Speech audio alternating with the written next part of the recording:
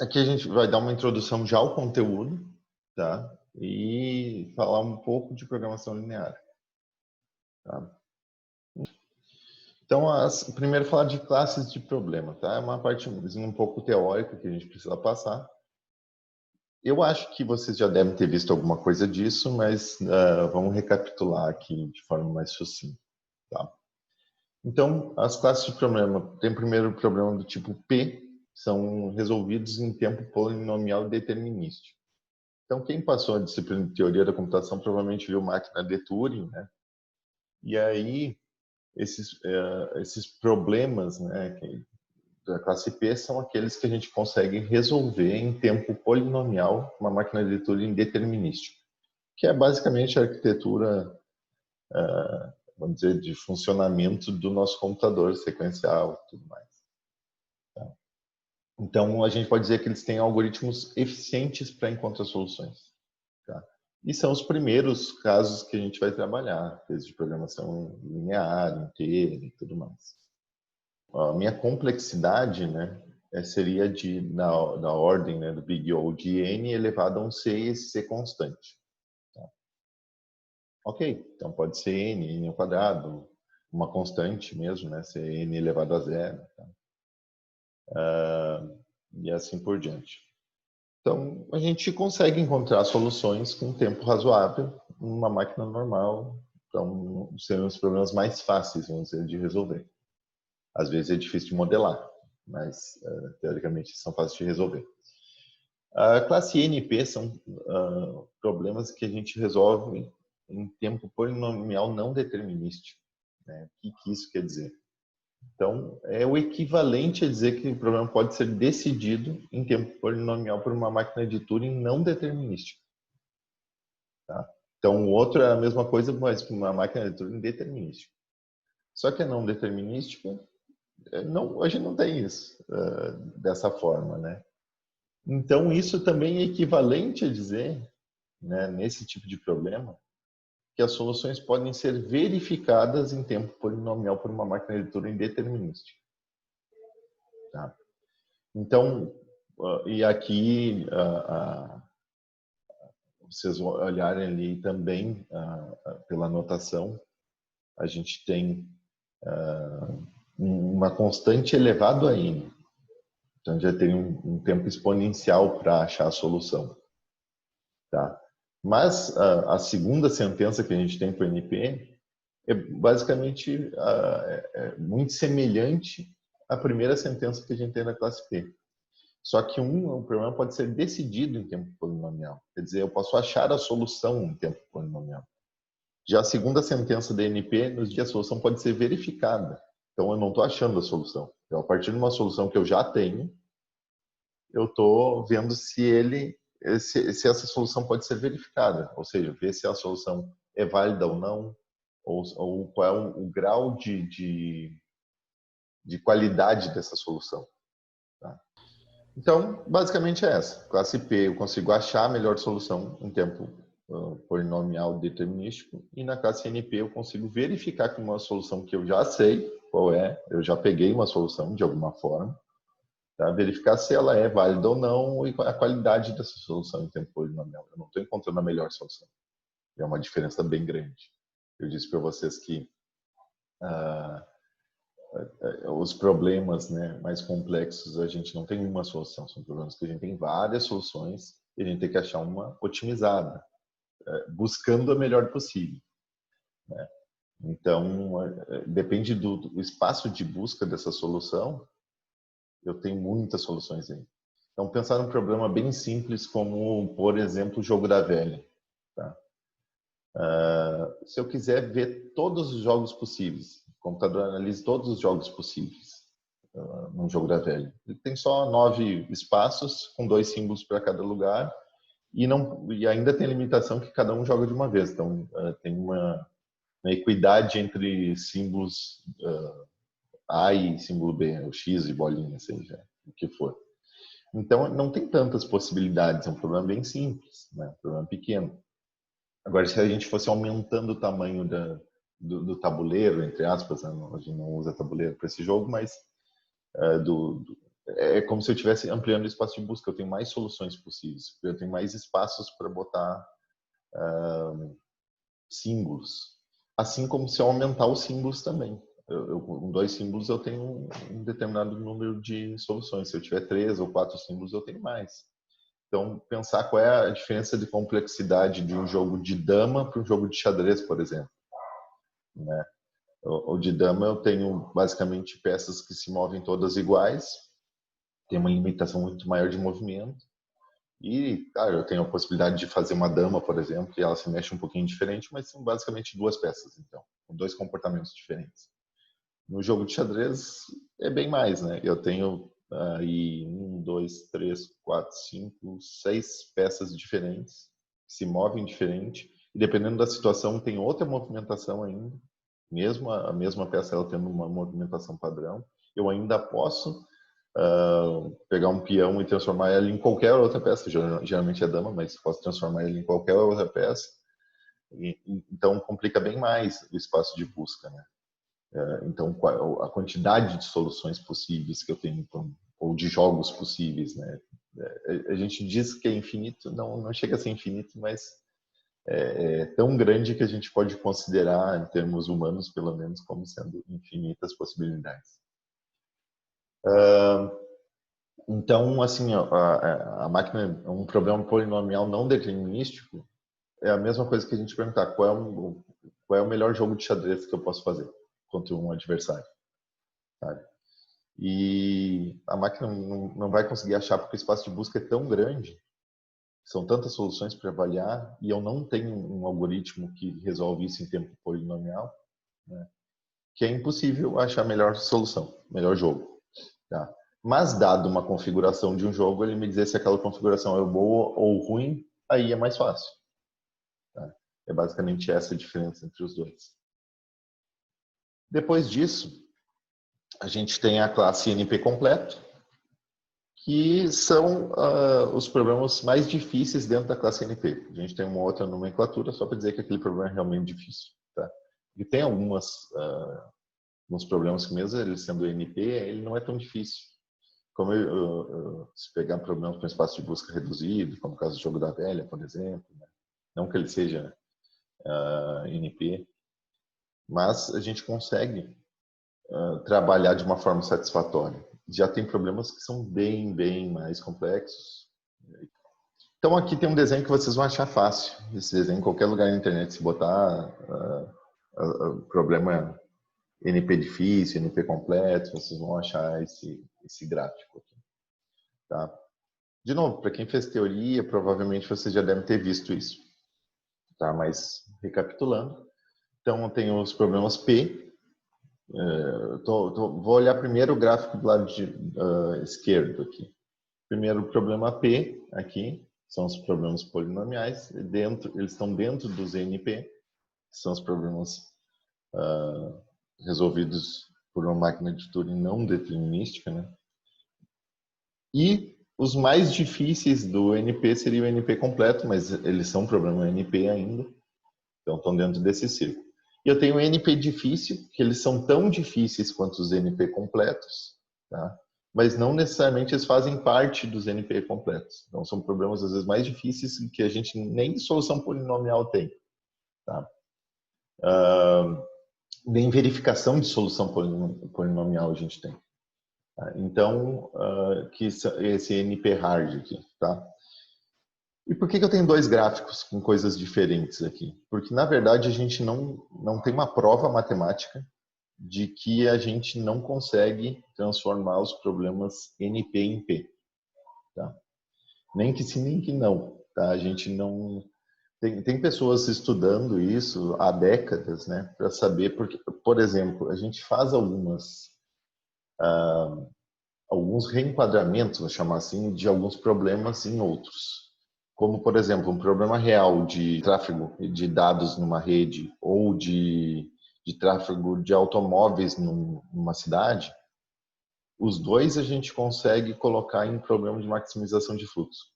Então, a gente reenquadra esses problemas da vida real num problema de maximização de fluxo e trabalha eles de forma igual. Claro, se o meu objetivo for maximizar fluxo nas vias, né?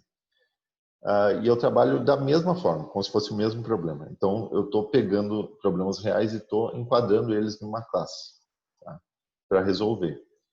E tem gente que tem essa ideia de tentar pegar problemas NP e tentar reenquadrar eles de alguma forma em problemas P. Então, a gente conseguiria resolver ele de forma determinística e achar a melhor solução. Pelo que a gente viu até agora, isso não vai rolar. Tá? Ninguém conseguiu fazer isso. E até a natureza dos problemas, assim, intuitivamente, a gente acredita que o gráfico da esquerda seja o correto. Mas isso não está provado que isso é necessariamente assim. E também não está provado que NP pode ser considerado P, que seria o gráfico da direita. Então, todos esses problemas aqui, por mais difíceis que eles fossem, a gente conseguiria resolver eles facilmente, enquadrando eles numa categoria P. Tá? Mas, por enquanto, a gente trabalha com o que a gente tem, que é a parte do gráfico esse que está na esquerda de vocês. Tá? Modelagem de problemas agora. Basicamente, a gente pegar um problema da vida real e fazer um modelo que a gente consegue fazer simulações em cima dele. Daí o modelo, essencialmente, é simplificação. A gente pega um problema e simplifica. Então, eu mesmo falei para vocês de 2 exemplos de fluxo em redes. Eu não levo em conta um monte de outros fatores, por exemplo. Quais são os carros que estão lá? Eu quero maximizar fluxo de rede, mas aí é caminhão, é carro, é ônibus, é o quê? As vias têm velocidades diferentes, tem um monte de simplificações que eu faço e eu traduzo isso num custo para cada das arestas que ligam um ponto num gráfico. Né? Então a gente tira um pouco de informações que a gente acha que não é tão relevante para o modelo, então ele fica mais simplificado e a gente consegue trabalhar melhor. Quanto menos simplificações, mais parecido com o problema real a gente está. Tá? E mais difícil de simular.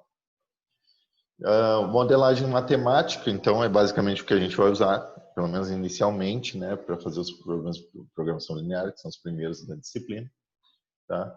É basicamente descrever o problema matematicamente usando equações e inequações. Tá? Então, aqui a modelagem matemática, o primeiro exemplo que eu tenho aqui, né, tem um texto aqui para falar disso. Então, para uma boa alimentação, vou ler aqui com vocês rapidinho, porque a gente vai tentar montar a modelagem em cima desse texto. Tá? Então, assim que vai aparecer os exercícios. E na vida real, a gente tem problemas muito parecidos com isso. Né? Tá certo que esse é um problema bem simples, porque é o primeiro que a gente está trabalhando. Para uma boa alimentação, o corpo necessita de vitaminas e proteínas. A necessidade mínima de vitaminas é 32 unidades. Sei lá o que é isso, se é miligrama, se é grama, não importa. 32 unidades por dia. E de proteína, 36 unidades por dia. Então, a gente já tem 2 características aí que a gente vai querer. O mínimo de vitaminas são 32 e o mínimo de proteínas 36. Tá? 2 dados importantes do problema. Quando vocês forem lendo, vocês já vão anotando essas coisas. Tá? Não agora, obviamente, mas quando forem fazer exercícios. Tá? Uma pessoa tem disponível carne e ovos. Só esses 2 alimentos. De novo, é simplificação total do problema. Só tem esses 2 alimentos para se alimentar. Cada unidade de carne, também não importa se é quilo, se é grama, o que é. Cada unidade contém 4 unidades de vitamina e 6 unidades de proteína. Isso para cada unidade de carne. Tá? Informações importantes de novo. Cada unidade de ovo contém 8 unidades de vitaminas e 6 unidades de proteína. Tá? E cada unidade de carne custa 3 unidades monetárias. Não sei se é dólar, se é real, se é peso, o que é isso. Tá? E cada unidade de ovo custa R$ 2,50. Tá? Qual a quantidade diária de carne e ovos?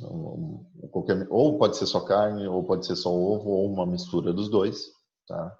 E aí a gente tem que saber quanto de cada, né?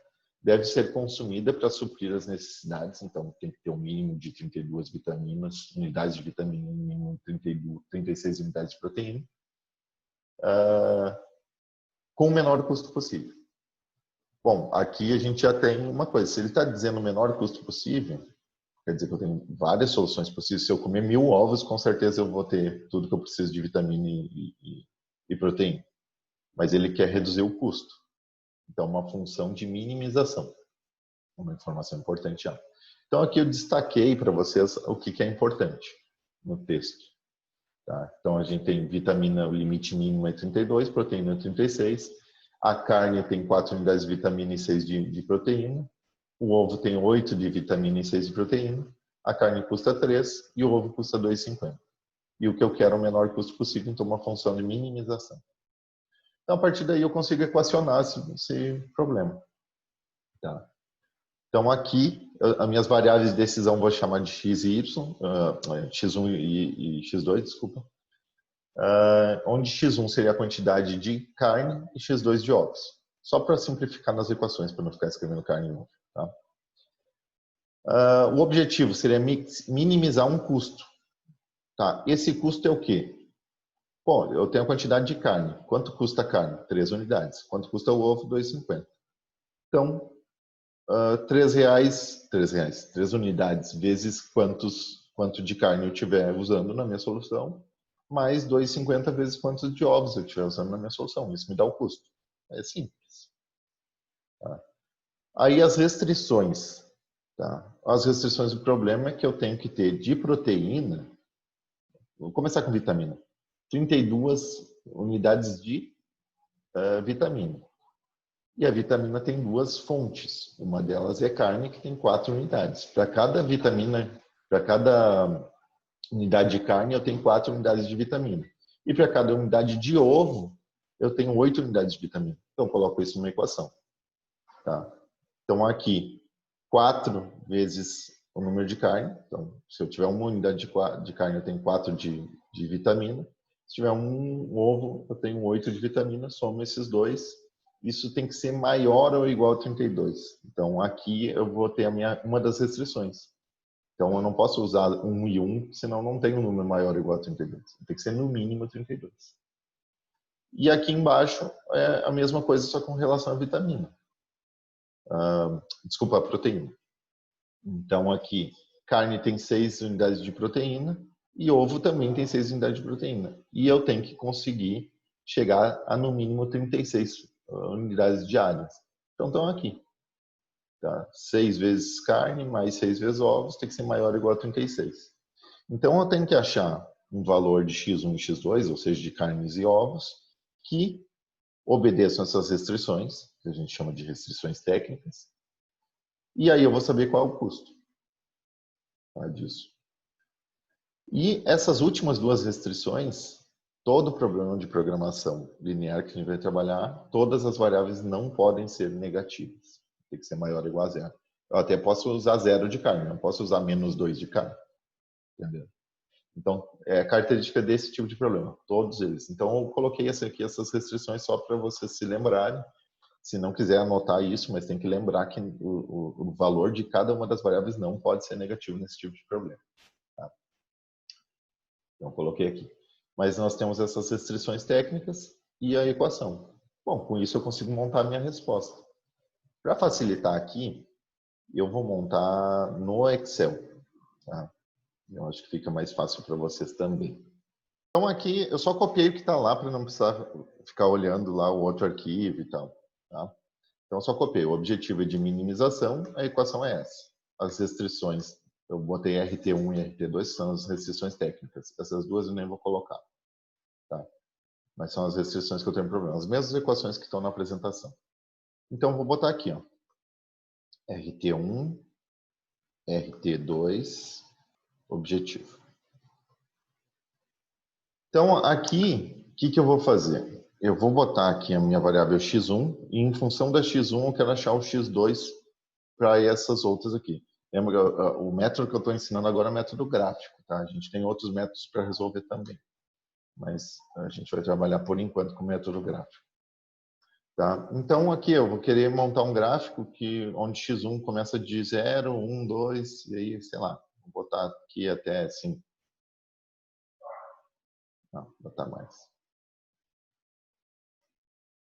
Mas vamos de meio e meio, então. para ter uma precisão maior no gráfico. Tá? Aqui, então, minha função RT1, que é essa aqui, eu vou isolar, então, o x2. Eu quero saber quanto vale x2 quando x1 for 0. Daí, nessa linha, quando x1 for 0,5, quando x1 for 1. Então, vou fazer aqui primeiro. Para eu isolar o x2 vai ser igual a 32, que está do outro lado. Tá? Eu vou fazer com igualdade, mas vocês sabem que aqui é uma inequação, é maior ou igual. Então, aqui 32 menos 4, que eu vou passar aquele 4x1 para o outro lado, né? Menos 4 vezes x1, que nesse caso vai valer 0. Tudo dividido por 8, que é o que está multiplicando o x2 aqui. Então, essa aqui é a minha primeira equação. Tá? Então, quando o x1 for 0, o x2 é 4. Agora, para RT2, vou fazer a mesma coisa. Então, aqui eu vou ter 36 menos 6x1, tudo isso dividido por 6. Eu posso simplificar isso, até poderia ter simplificado as duas equações antes, né? Mas aqui é 6, aqui é só x1 e aqui não divide por nada. Tá? É a mesma coisa. Então, até posso fazer assim. Tá? Só que o x1 aqui é a célula que está o valor de x1. Tá? Então, está aqui. Então, quando o x1 é 0, x2 para a restrição 2 é 6. E ainda eu tenho minha função objetivo. Tá? A função objetivo eu tenho 3 variáveis. E eu só tenho o x1 aqui. O c é o que a gente quer achar. Vou botar o c aqui em um valor qualquer. Vou botar um valor 0, tá, inicialmente. Então, minha função objetivo, eu quero saber quanto vale x2. Então, vai ser c, que eu botei como valor 0, só para vocês visualizarem a reta, né? Menos 3 vezes x1, que é isso aqui, tudo dividido por 2,5. Então, só isolei o x2 aqui nessa equação. Tá? Então, está aqui. Se x1 for 0, x2 nesse caso, o meu custo também for 0, x2 tem que ser 0. Bom, vou selecionar isso aqui, agora eu vou arrastar para ele pegar todas as linhas. Aqui tem algo errado ainda, né? Porque aqui, cada vez que eu arrasto, só para lembrar aqui do Excel, ou se vocês forem usar depois alguma outra planilha, né, do OpenOffice, por exemplo, ele vai trabalhar da mesma forma. Então, aqui ele está pegando a célula D2, que é essa aqui. Beleza. Se eu pegar esse outro valor aqui embaixo, quando eu arrastei, ele está pegando D3, está pegando certo. Esse aqui, ele está pegando o D e ele está pegando aqui. Quando eu arrastei para baixo, em vez de ele continuar no J1, porque é aqui que está o meu valor final, aqui ele vai pegar o J2, depois pegar o J3. Então, eu tenho que fixar essa célula aqui para ele continuar no mesmo valor. Então, em vez de eu colocar aqui J1, se eu quero fixar, na verdade, aqui eu vou variar a minha linha. Se eu quero fixar a linha, que é a linha 1, eu boto um cifrão antes do 1. Se eu quiser fixar a coluna, eu boto cifrão antes do J aqui, para ele não andar para o lado. Né? Ou posso fixar linha e coluna.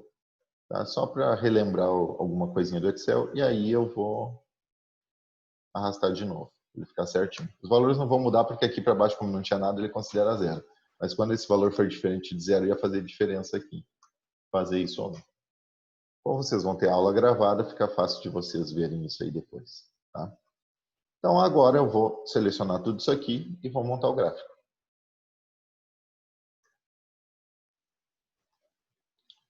Então, o gráfico que vai nos guiar nesse método aqui. Tá? Montei o gráfico, vou botar aqui do lado. Deixa eu reduzir isso. Tá? E aqui eu tenho minhas retas. Tá? Minha reta RT1, que está em azul, RT2, que está em laranja. Elas não chegam a encontrar a origem. Tá? E eu tenho essa minha reta aqui, que é a minha reta objetivo. Tá? Independente do valor que desse meu objetivo, se eu botar 10, ó, vocês notem que a inclinação da reta não é para mudar. Ela está mudando aqui porque o Excel ele se enquadra, né, no tamanho do gráfico aqui. Tá? Mas a inclinação da reta, se vocês colocarem um gráfico que ele fica sempre do mesmo tamanho, ela não vai mudar. Então, vou deixar 0.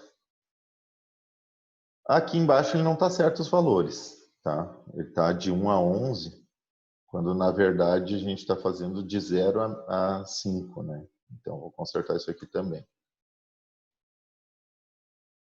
Selecionar dados. Vou selecionar aqui. E ele já ficou exatamente com as unidades que eu quero. Tá? Como não está chegando na origem, eu vi que isso aqui não está adequado. Então, vou mudar, fazer de 1 em 1 mesmo. Tá? Fazer aqui até 10. Tá? E aí ele vem o gráfico aqui até 10. Bom, essa minha reta RT1, tá? Qualquer valor, como ela é maior ou igual, qualquer valor é válido desde que esteja dessa linha para cima, ou seja, se afastando da origem.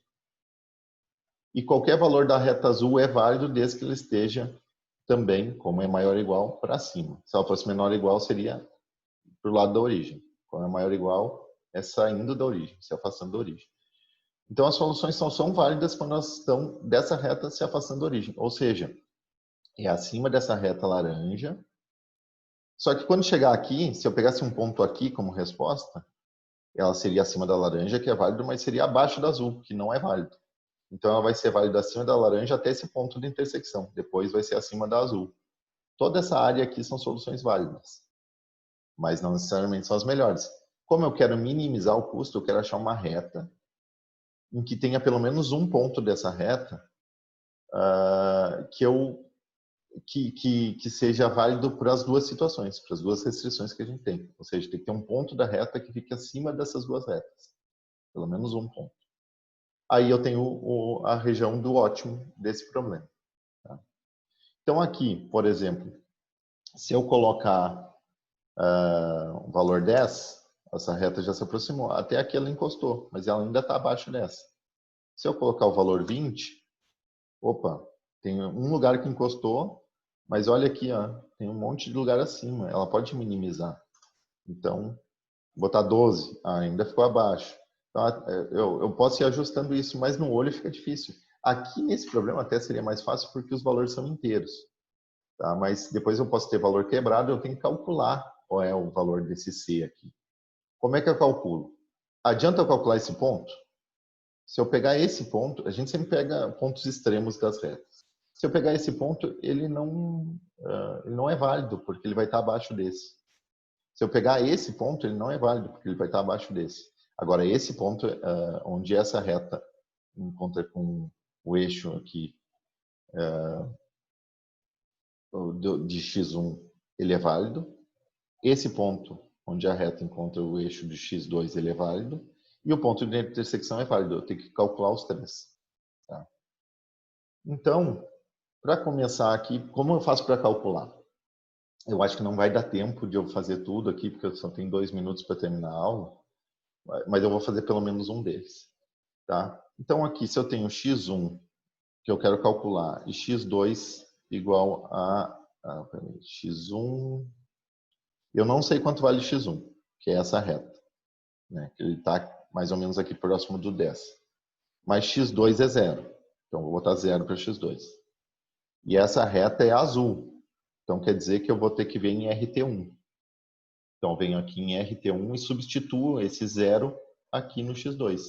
Ou seja, vai ser 4 vezes x1 é igual a 32. Então, x1 vai ter que ser 32 dividido por 4. Tá? Então, aqui seria 32 dividido por 4, tá? Daria o valor 8. Então, o ponto é x1 é 8, x2 é 0 para passar na origem. Seria aqui, né? Eu falei lá em 10 aqui, já está abaixo da origem.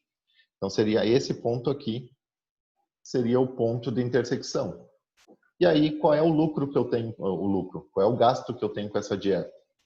Eu consumindo 8 de carne e 0 de ovos. Então, coloco 3 vezes 8, 24, e 2,5 vezes 0.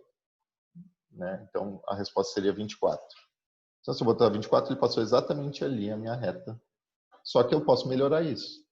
Aí a mesma coisa eu faço para esse ponto e para esse ponto. Para esse ponto de intersecção, eu vou pegar qualquer uma dessas e substituir pela outra. Faço um sistema de equação aqui, né?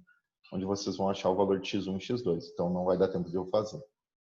E depois, para esse ponto, vocês fazem semelhante que eu fiz com isso, só que vai ser para a reta RT2, com valor de x1 valendo zero, e daí vocês acham de x2. Com isso, vocês acham o melhor valor. Aqui no nosso caso, a resposta seria 15. Seria esse aqui.